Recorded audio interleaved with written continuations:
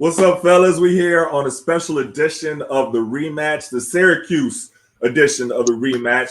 I got legends here. I got Eric Devendorf, Hakim Warrick, Lazarus Sims, great John Wallace. I mean, I'm excited to have my brothers here. There's a lot I want to talk to y'all about. First of all, thank y'all for coming on.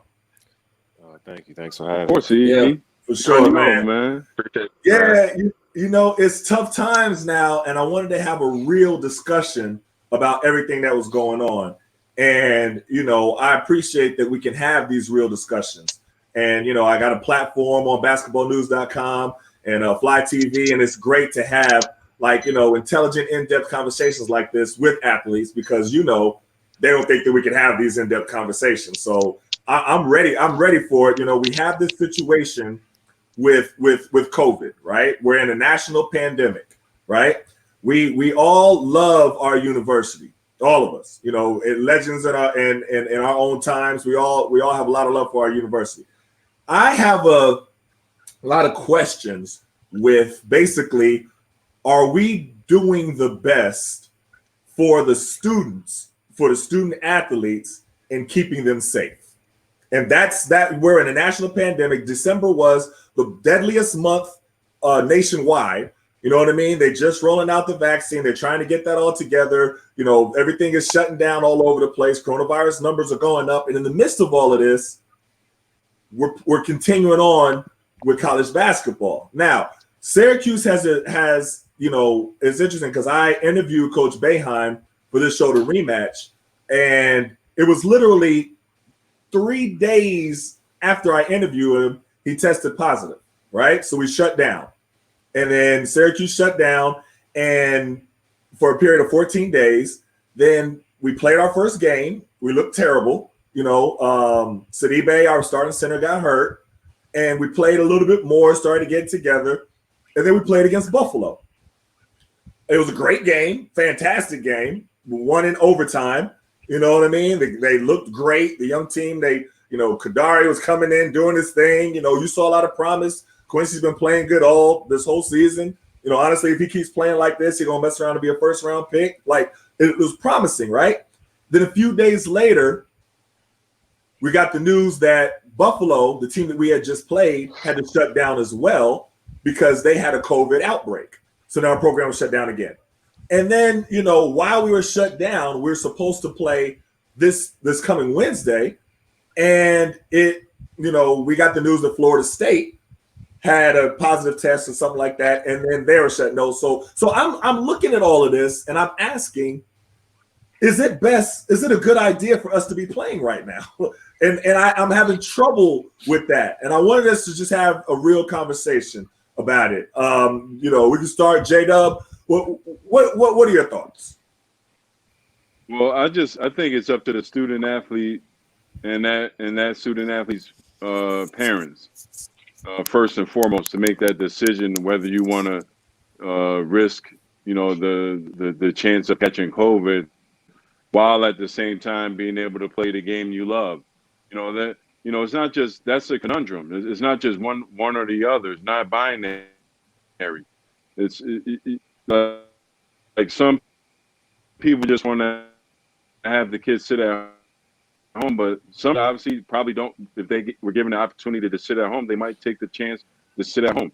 But I don't think it's one or, you know, I think it's up to each individual. It's a completely separate incidents for each individual. Somebody like myself who has asthma, I try to be a lot more careful with everything. But in the process of this pandemic, you're starting to, hopefully everyone's trying to educate themselves, and I've educated myself to the point of learning that all about this vitamin D and how it really helps everything, especially my lung functionality. So there's ways to get around this pandemic. The NFL just completed their season without having to cancel any game. They had to reschedule, but didn't have to cancel. That was 16 games that each NFL team played and heading into the playoffs. So I mean, there is a way to do it. And the NFL did it without a bubble. Let me ask. So this, looking at the NFL, I think it's a little bit different with professionals and amateurs. You know what I mean? Like, these are kids. These are like 18, 17-year-old kids. And I hear you where they got to make that decision for themselves. But I kind of think that that decisions should be made by the powers that be. And that's the question that I have. Are we doing enough to keep them safe? You know what I mean? And Z, let me ask you this though. You know, it's tough because one of the things that I asked Coach Boeheim about when I interviewed him, I asked him about the COVID protocol that Syracuse uses. And he told me about the testing protocol and everything like that. And here's my thing. I thought that the whole NCAA would be under the same protocol for all the schools.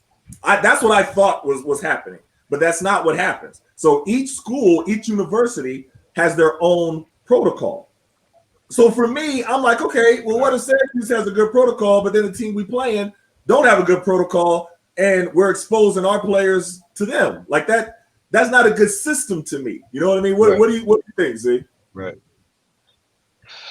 I agree. I think it should be on the NCAA to hold to regulate that, because what you said, like, we got Syracuse. Syracuse got money. Syracuse might play Niagara, who doesn't have the funds or the means to have the same protocol that we can have, because we have the capability money-wise to function that way.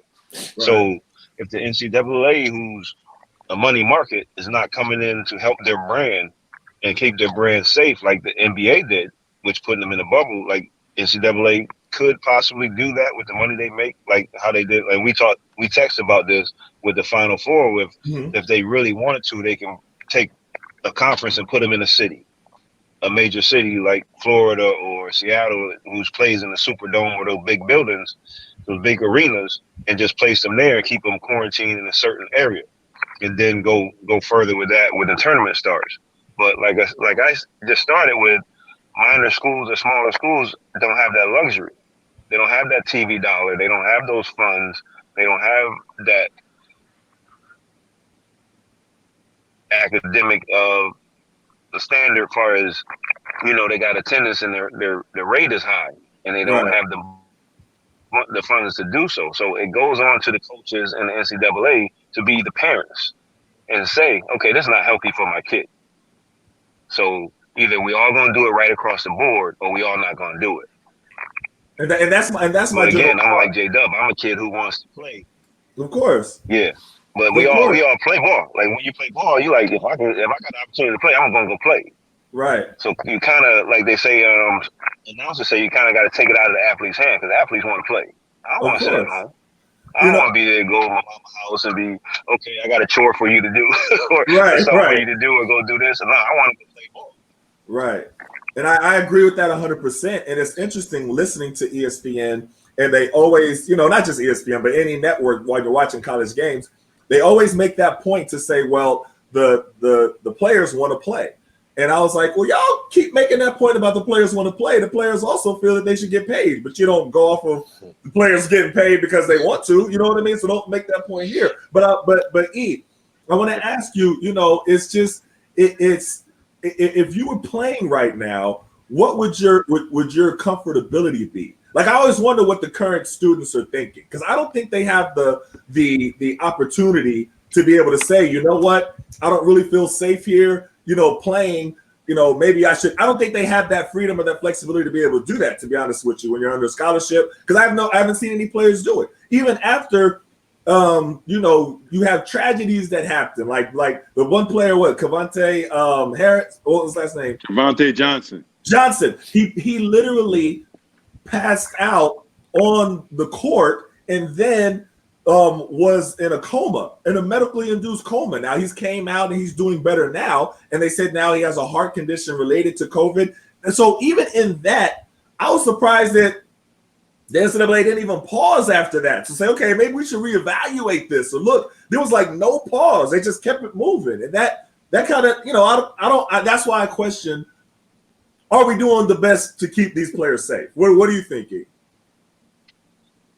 Well, I mean, first and foremost, I mean, you know, the NCAA is going to keep their best interest at hand, which is making money. So you got to think about that. I think, and I think as far as, you know, what you know, go off what John was saying, I mean, these kids are going to make their own decision, and their parents are going to help them with that. If you asking me, I want to play. You know, I want to play, but I want to make sure, you know, my safety and health is the first priority. You know what I mean? And I don't know and we talked about it last time. Like there has to be one universal protocol for the whole thing. It can't just be this is it at Syracuse, this is at Buffalo, because now we run into stuff like this where Buffalo had it and we didn't know, and then they come and play us. So we got to have one where everybody goes by, because it's a different, in California it's this, and New York is this, and in Georgia is this, you know what I mean? So we're gonna run into that stuff. So, but we need these kids to play, man, because I think it's like a mental thing. Now when they're not playing, it's causing a whole nother issue. Right. You know what I mean? And look at on the high school level, these kids got their senior year taken away from them. They're playing for scholarships. Like they're trying to get a lot of these kids had the opportunity took away from them. So for me, when I grew up, if I didn't have ball, like I would have gotten to other stuff. Like that was my outlet, So now when you take away this, it just caused a whole bunch of other things too. But I get it. Like I don't have the answer for it. Like I just know like that our safety and health has to be at the first priority, and it's not. In reality, it's not. Like let's just be honest. So we got to figure out a way how to get it to be one universal protocol and figure out how to be able to play too, because it's a lot of different stuff that comes into play, man. And that's my question to like Mark Emmert. Like, what is his job? Isn't that his job to do something like this? Like his job just collect checks, man. You know that. No, but I'm saying they does nothing. You get paid a lot of money to be the head of the NCAA. I'm like this. Nothing. I mean, that's the frustrating part. Hakim, like we had a great discussion about this earlier. I think it was probably even before the season started, and you presented some great points about how it was right after Coach Boeheim made a statement that he said that he felt that the players were safer, on the universities with them. And I'm someone who took issue with that. I was like, well, what you mean? They got exposed to this, exposed to that, all the students. But you made some great points. Make some of the points that you made about why you felt that students actually may be safer, in the confines of a college atmosphere. Well, I know for me, or a lot of most of the kids, they come from neighborhoods and places where, I mean, they may not have access to COVID tests. And I think most of the time, like even if they're not playing, like they're going to be playing. Like you can shut it down, but they're going to be finding pickup games. They're going to be, they're not going to just be in the house. So, I mean, if you're going to go ahead and keep it 100, like the safest place I think for them to be is to be around a campus where you've got trainers, you've got tests, and you've got access to stuff that you're not going to have when you're back in your neighborhood. So from looking at it from that point of view, I think it is safer for them being around the campus and those health professionals. But to you guys' point, like, is that like, yeah, I know 19, looking back at now, I can probably, I'll be worried about my health and all that stuff, but 19, 20-year-old me, I want to play. And a lot of these kids, like Eric said, like this is a way to change your life and to sit out, to ask someone to not play or to stay away for what we thought was a year looks like it could be 2 years. I don't think that's even possible. And so I think it's on the NCAA to not shut down, but to have the right protocol and to get things right. They've made so much money. And I think if anyone should have to sacrifice, it should be them getting whatever they have to do to make sure that, yes, Syracuse, we have the money, we got the TV dollars, but the smaller universities, if they want this to continue, they should have it right so they can have the same protocols as everyone else. Or like you said, put them in a bubble or do whatever they have to do. They definitely have the money. The money has to be there. All the money that they've made, the students not getting paid, like they should have the money should be there for them to sacrifice. Right. for Billions. at Well, least that's where this one season to that's where have a bubble or a yeah. protocol or something in place, and Yeah. for them to not be able for them to allow this to go on is just ridiculous. I agree. Yeah. I can't I agree agree. more. And talking about it's interesting because they're giving keep putting out the notion that okay, guys can test positive and then come back and they could be okay because they're young and they're healthy and they're athletic, and that's misinformation. I mean, there's so many question marks. Yeah. We don't even know the long-term effects of anybody testing positive from COVID. You see all the doctors and they say, That's the question though. but that's the question. But that's the Are risk they? though.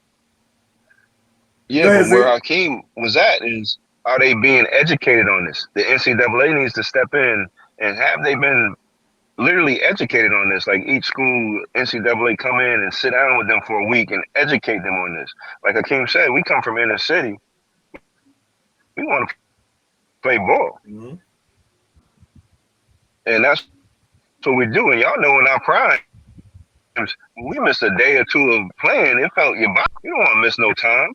And John know, y'all know, when we played at the Dome, when we left practice, we went up to Archibald or Flanagan and hoop some more because it's just what we do. It's who we are. We're hoopers. So we're not going to run away from it and say, oh, you could possibly get it. Oh, if I could possibly get it, I'm hooping. Then, Yeah, but you can get it. And it's but you got detrimental to everybody around you. Right. But you got this. The thing. The NCAA, they know the literature and they hear the doctors and they see Dr. Fauci and they see the same reports that are out there. And this is my issue. It's not that they don't know. They're just choosing not to educate the players or keeping it to themselves. And they're choosing to say, well, if you get it, you can come back and you'll be okay. Now, this is a scenario that I want to ask you this, J-Dub, because a lot of young players, I mean, even going back to high school age now, we both have high school players now, like sons that are high school. So I'm looking and here in Maryland, they shut down all the high schools, nobody playing. I think it's the same in New York, but they're saying different things like, okay, if you do test positive, we don't know what the long-term effects are. So that's where, but this is the scenario because a lot of parents want their kids to play because they want to keep on, improving and having scouts see them and everything like that. This is a scenario that I just spoke to a parent about. Yeah, I know, that's great. All the red states, Florida, Texas, Oklahoma, where I'm from, they've been playing. But that's Ohio, right. But But this is my question. Like I know people that send their kids from New York to Florida to play. Go ahead. To Florida. I get it completely. Now, this is my question, right? So say a person tests positive right now, right? A player, then they come back and everything like that. And this is the question. Say 5-7 years from now that they're at the draft combine, right? They're ready to go to the draft where they do all the testing. And they look at their records and they see, okay, wait a minute, your lung capacity is now only at 50% because when you tested positive for COVID and that affected your lungs, right? And they will be jeopardizing their chances just from that.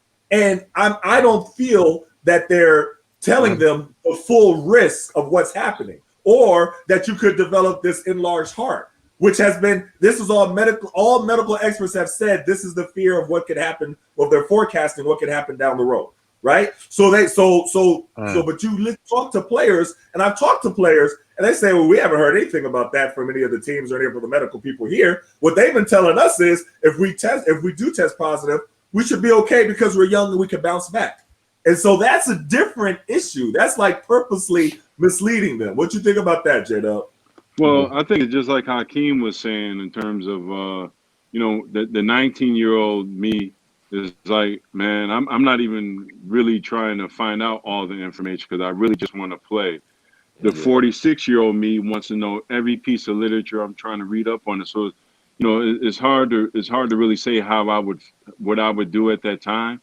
But the reason, my big thing is, Etan, is I don't think they really know what to tell you because it's so new. It hasn't been studied long enough to actually give you real definitive answers. I don't want to hear speculation. I don't want to hear this could or might happen.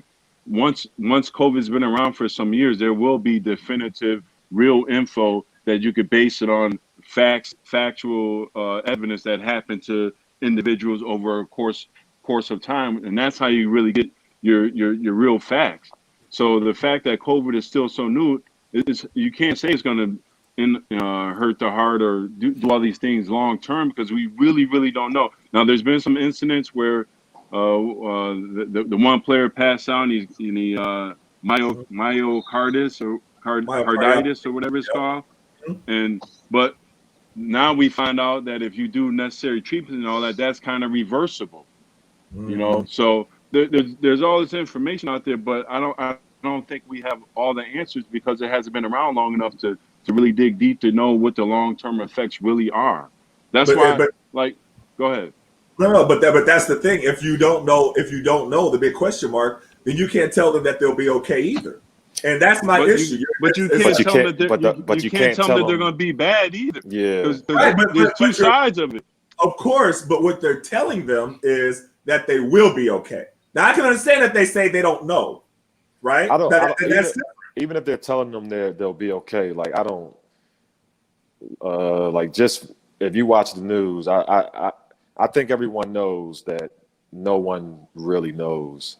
And even if you tell them, if you gave them all that information, if you give 19-year-old me all that information, I'm probably still gonna want to play. Because like I said, man, this you don't get that. For some of these, for a lot of kids, man, this is your only chance, and I can't see shutting down 2 years of your life.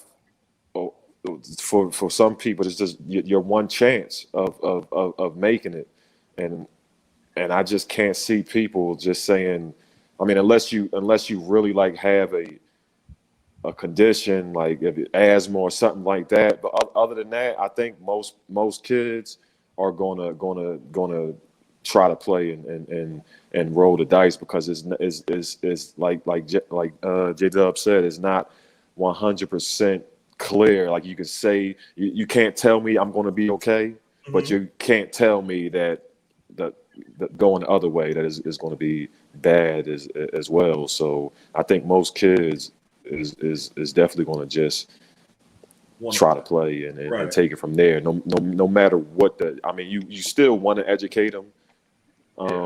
But yeah, the NCAA is going to try to say you're going to be okay because they're only looking at what benefits them. But still, as most players, this is still it can still benefit them by playing, even though they're not getting paid.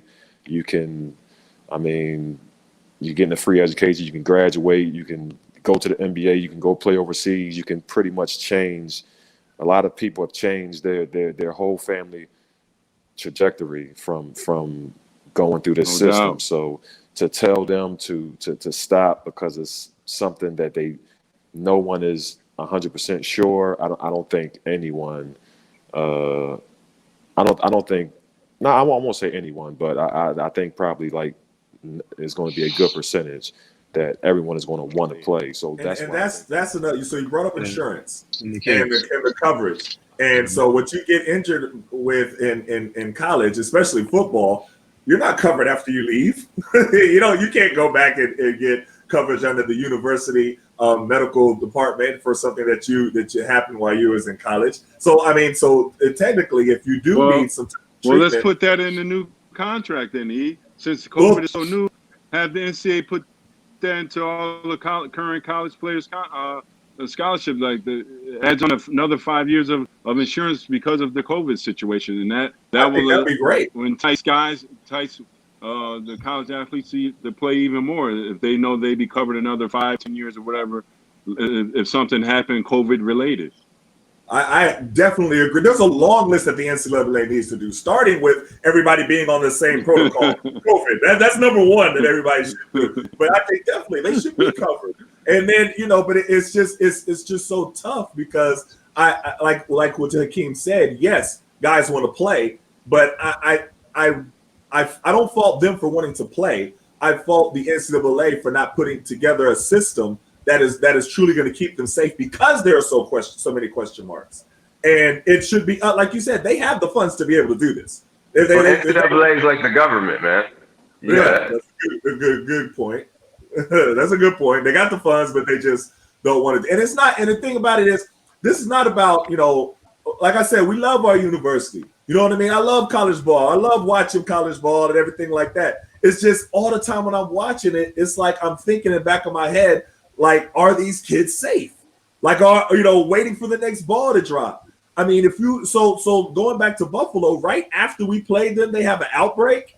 And it's like literally 2 days afterwards. We done been next to them. You know, I say we, but the players, you know, they had been next to them the whole time playing and everything like that. 2 days later, after they take I mean, it's just the system is the part that I have the issue with. And look at this. Check this out real quick. I just want to get your thought on this. So, but what do you think about the other side of COVID and what it's doing, like, as far as like mental health issues, suicide rates going up, you know, just all these other issues it's bringing in. And I think, just to go back a little bit, what we was talking about, it's almost too much information out there right now. Like, you don't know what to believe. You know what I'm saying?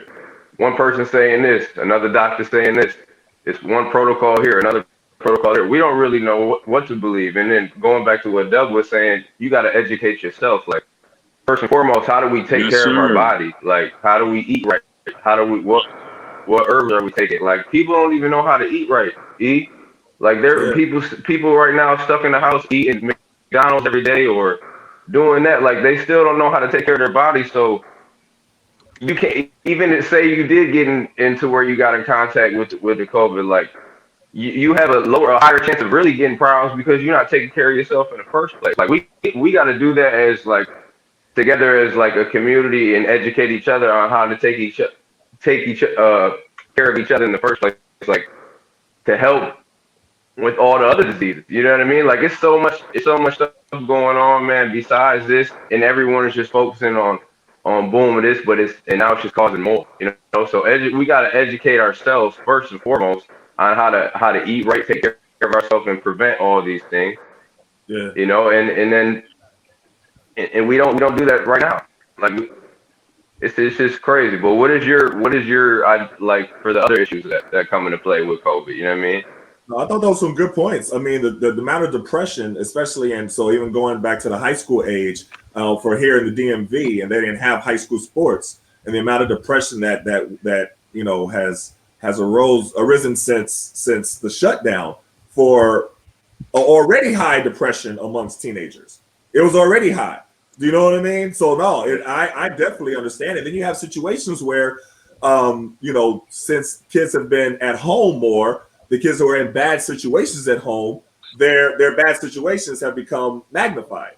You know, so you have, you know, different abuse going up more. You have different issues going on. So the parent is out of work. So then that creates a whole different, like, there's a lot of different issues. So a lot of times kids want to escape and go play sports because that's their safe space. You know what I mean? So I get all of that. I don't fault them. I don't fault the kids. I'm more of the powers that be, whether it's the high school, you know, federation, or the you know what I mean, departments, or the colleges, to come up with a system that keeps everybody safe. And that's the part. Like, I'll give you an example. So in, you know, they flirted around here in the DMV with the thought of having a high school bubble. Okay, with having some type of bubble. Now, of course, the private schools have the funds to be able to do that, but the public schools don't really have those funds, right? But it would take the private schools having to take care of some of the public schools doing that, and they could create a bubble, right? But of course, the private schools didn't want to do that, you know. But when it comes down to financial decisions, so looking at the NCAA, they could create a system where everybody's safe. I feel that they could. I feel that they haven't put enough into it to create that system. And that's more my issue. You know what I mean? Like, I'm not necessarily saying that the only option is to shut everything down. Okay, there's other options before we get to that point. But create a system to keep everybody safe that is logical. Not just like, you know, and that's first, like we said, starts with one universal protocol that everybody is on, and you hold everybody accountable for that protocol. Mark Emmert, do your job. Do what you get paid to do. You know what I mean? Like, formulate a program for the NCAA to follow during the national pandemic if you want to continue playing.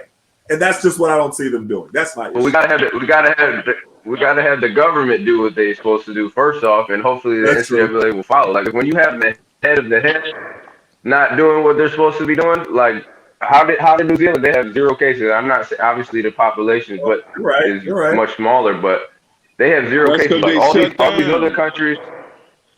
Word, man. But this is the thing though. But sports a lot of times leads the way for how society. Like look at the NBA. When the NBA shut down after Utah, Rudy Gobert, and everything like that, then you saw everything follow after that. So in a lot of ways, Right. having sports come on makes everybody think that okay, everything is a little bit okay now. You know what I mean? So I think that and that's fine to do that, but the NCAA could use the platform to educate everybody while sports is going on. You don't hear them doing that. Do you hear them talking about COVID protocols and what people should do and everything like that? They could be using their platform, but they're not. They're just throwing everybody out there and hoping it don't work. When I saw Houston, the University of Houston, have every single player on the team test positive and not miss a beat, I was like, oh wow, yeah, they really are really all about money. Like they don't really care. You know what I mean? Like to even just pause, and that's my issue with it. You know, I just want them to, you know, and they're not going to do it unless they're forced to. The NCAA, just like they're not going to pay players unless they're forced to. They're going to keep operating the way they've been operating to try to make money. Now, one thing I did see was I saw news that Indiana said that they were thinking about having one kind of bubble situation for March Madness and keeping everybody in a bubble and trying to that. So that's something that depending on, and they should get the advice in Indianapolis, right? In Indianapolis, see how the NBA did it, follow their protocols. You know what I mean, and be able to have a successful March Madness. I'm all for that. Just give me a system that makes sense. Well, that's why I said, like, coming to Florida and being in Disney, they could do that, especially at least for the NCAA tournament. They can come here and do the same thing that the NBA did, and just take it over for that month of March, right? And run the tournament and protocol everybody. But also, while they're doing that, like you said, they need to educate. That's the issue I have with them not educating. Like, okay, we all know that vitamin D helps. Why aren't these kids getting that? At least getting educated of what they need to do, what they need to. We have major schools, like y'all know, we had meal tables and all this. So why not change it? If they're not doing it, change their meal plans for them. Right. And get them going. Okay, this is how you need it. Like we got trainers who got their own side businesses as our sports trainers, and I'm pretty sure every major program has it. That head trainer has his own business. We've been through it, man. You know, Jub, we had download. They had their own businesses. They know this stuff. Yeah. So they know how to keep your body right. They do it when they need you to get on the court. They put you in that little cryo tube for your ankle and for your knee. So they know that, you know, they know some science to it. So and that's the problem. The adults are not taking care of these kids. I agree. And now, we talked about this during the summer. TBT had a successful tournament and they had a good protocol, right? Now, remember we talked, I was like, okay, as soon as you told me their protocol, I was like, okay, that makes sense. Talk to me about what their protocol was and why it actually worked. No, it did make sense. I mean, we got tested right away when we got there. And then every day we were there, we got tested. We got the results. The day after each one had to wear masks everywhere. They kept the team separated on different floors. I think they had maybe one or two positives. I think maybe just been one, but they did a good job of keeping it where everyone's supposed to be right there in the bubble. Everyone's safe.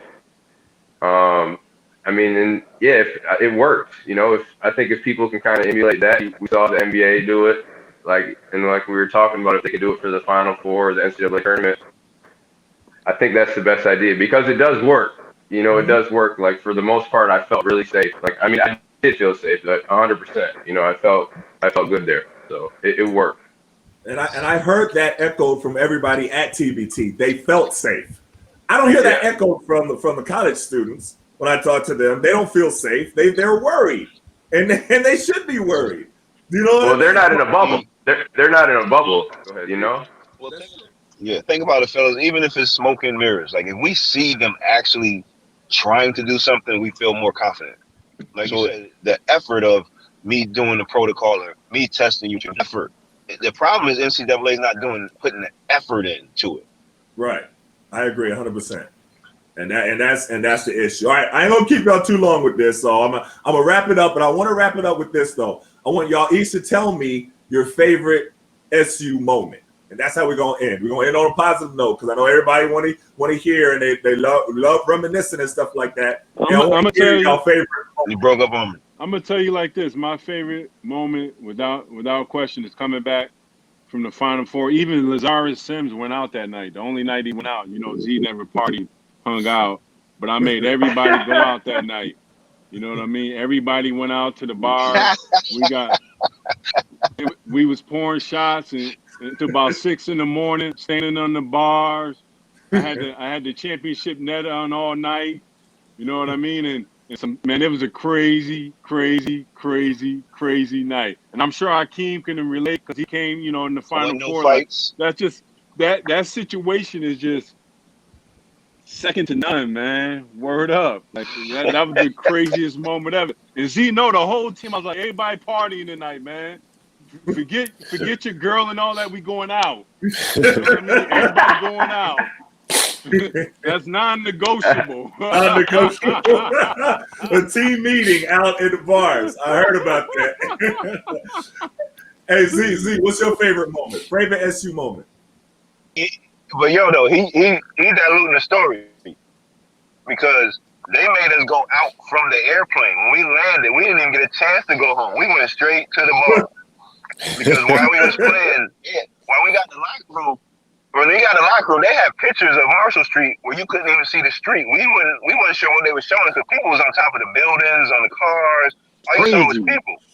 So they was like, yo, look at this. So me and Doug, we on the plane flying home. We're like, yo, we going straight there. Like, this is crazy. Like, ain't no way I'm going home and missing this. Like, we left our bags and went straight on the bus and went straight to Marshall Street as soon as that joint landed.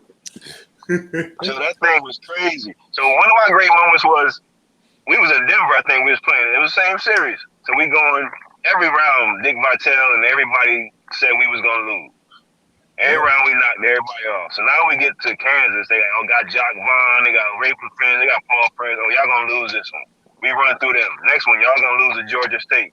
We in Georgia State. Them dudes huffing and puffing. John looking at me like, yo, you ain't tired yet? I said, we just getting started. We about to run these dudes off the court. When they start talking to each other like, man, you scared to shoot. Man, you tired. What you do last night? John like, yeah, we got these jokers. Like, it's a wrap.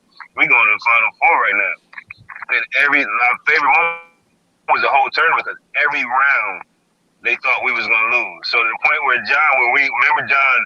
Billy Packer got rest his soul, he was like, yo, do y'all chant. I need y'all to do y'all chant. So then we won the game, so we had to have court with the guy. We going, Cuse is in the house. Oh my God, he started dancing. Somebody started throwing water, and Billy started doing the backstroke like I'm almost sorry. He started doing like that, son.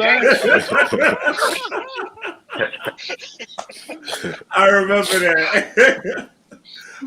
that. That was fantastic. Like, honestly, I was in high school. I was in my high school cafeteria, Booker T, watching y'all, and they was like, all right, it's time to go back to class. We're like, I ain't going back to class. We watching this. Like, you know what I'm saying? You had the cheering section, right? Because I had already committed to Syracuse. I was like, oh, my team over here, like, y'all, that was dope. That was off the chain. So yeah, but much respect to y'all. E, give me your favorite moment.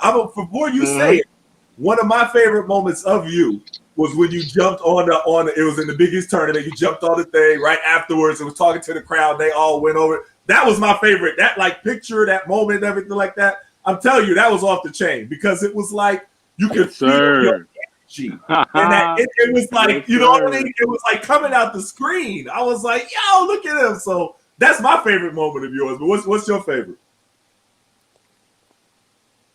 Yeah, I mean, personally, that probably have to be my favorite moment. I mean, the 6 OT game, just the whole game, man. It was from beginning to end. It was competitive. It was with our rival UConn on ESPN in the Big East tournament. I was coaching that one.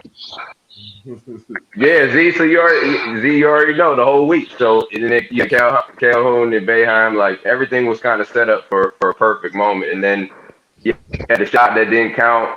That was the kind of the setup for the drama for the rest of the 6 OTs. And no, I had that picture. My mom has that picture at home, standing up on the table, and I was saying all type of stuff. You already know it was like pure passion and emotion just coming out. Like that was, that's that love. So it was, that was probably my personal favorite moment for sure. sir. That's what's up. Now, Hawk, you had some great moments. I You know had some what I great mean? moments. But With that, before I get to my wait. But that moment with that block when you came off of, and I talk to Q all the time because Q Man, and the you go block. back and forth. I That love the block. block, but he dunked on my man from Texas so nasty. Man. That's what I was Oh, going the to say teabag. that too. The teabag. Teabag. I was gonna say that too. I was gonna say those were my two favorites. Man. Those were my two favorites. What about the stretch dunk? The stretch dunk versus Notre Dame. Notre Dame, the stretch dunk. Where he dunked from the block. From the block. Come on, man. Gadgets. The go-go Come on. gadget. Yo, that looks fake right there. Before I get to my favorite moment, that when E, like, outside of that, like when E jumped on the table, like I remember, because everybody know I'm a Syracuse guy, so we texting, we going back and forth, and everyone is hitting me up because the entire world had to be watching that game. And if they didn't watch it from the beginning, about time you got to like overtime 2 or 3, everybody watching it now. Everybody like, you got to turn this game on. So I'm talking big trash to all my Rudy is my teammate, and we going at it. So that was outside of like my moments, and that was definitely like my favorite moment, man. That was a crazy game and a crazy ending. Even though that wasn't the ending, it felt like that was the perfect ending to the game. Seeing him jump on the table and all that. Crazy. But like my actual favorite moment, man, was just like after we won. I mean, and kind of like the same thing with what y'all run, John. I mean, this was the time like this was before like it was the one and done era. So we were young. I was a sophomore, Mello, G Mac, they were freshmen. So this was before like the when the new kids was like winning games. Like before this, it was all upperclassmen, and no doubt, no one expected us to win. So just like y'all, we was running into a deep Oklahoma. They were all juniors and seniors. Ran through them, Texas, like every turn, like they were expecting us. All right, these young Syracuse kids, they had a nice run, but it's over. And we just kept winning and just kept beating these teams. And then when we finally won it all, and just that when everyone just jumped on Mello, and just you can see the pictures, people just jumping on Q swan diving on everybody the last second, and I remember Mello at the bottom of the pile telling me I can't breathe. Like that moment was just the something I just can't forget, and just one of the greatest moments of my life, man, and just something that I'll never forget. And when we got back, the crazy thing is, what was it? April. It was a blizzard. It was just, like I didn't know, but like I guess like it was the game got blacked out because it was a damn snowstorm in April, and like a lot of the people couldn't see the game because it was like an ice storm. But I saw the pictures. Like I'm mad we wasn't able to get back that same day because we was all the way in New Orleans. But when we did get back, just to see the joy and the happiness, and I think us being young and not knowing the history, how important that was, especially it being New Orleans and me blocking that shot. Like I didn't know about the Keith Smart knocking down the shot and pretty much almost the same corner, the same building. In his life. Yeah, like I didn't know like that much of the history, and just to see people that have been going through. Diehard Syracuse fans, and them coming up and thanking me, and bring some people coming to tears. How important it was for the program, for Coach Boeheim. Like that championship speech. Like you could see, like how important it was to him. Like I've never seen him like this. Like he was fumbling words, he was messing up, and I just remember looking around like, damn. Like we ain't never seen Coach like this. So just to see how important it was for him and for the program and for the guys like you, John, that have you didn't get a chance to win. Like that was like I feel like that was for everyone. And oh no, I won with you guys that night, my brother. I won with you, man. All did, all of us. Like I felt like how important that was for the program and for all the guys that set it up before, and for guys like you, E, that came after to lead the way. So it's great to have this great brotherhood. Like I said, it's not too many programs that I think are as close as Syracuse is, and I think that the one reason is because we pretty much all had the same coach, and that's pretty much impossible to do in this day and time. But that's what's up, man. Hey, I would tell this quick thing. So when y'all were playing, right? That I was with the Wizards then, and that was when MJ he came out of retirement, right? So he's on the team. So I'm coming out every time y'all win. I'm talking big noise. I'm like, it's all, you know what I mean? They doing it, and and MJ liked to bet about everything. I didn't bet with MJ about nothing. You know what I'm saying? MJ would be in the